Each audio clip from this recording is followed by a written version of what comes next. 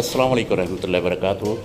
आज ये इनकी मेहरबानी है कि हमें उस मस्जिद में दाखिल किया है कि जो मेरे उर्स के बिल्कुल मुतसिल है।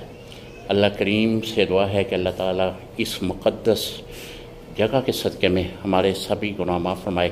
आप देखें कि ये मस्जिद है,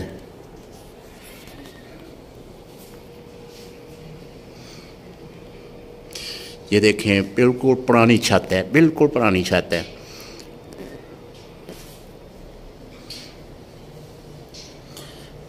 और ये मस्जिद नमाज के लिए भी नहीं खुलती। और हमारे बहुत ही मोहतरम भाई हैं कि जिन्होंने हमारे लिए ये मस्जिद को खोला है। और ये मस्जिद का मेहराब है,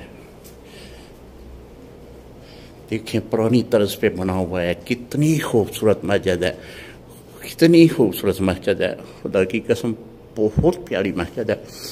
और अजीब किस्म की खुशबू आ रही है।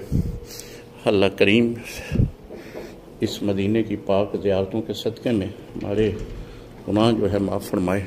ये हमारे मोहतरम भाई हैं कि जिनकी काविशों से हम इस मस्जिद में आए हैं। मस्जिद बंद रहती है।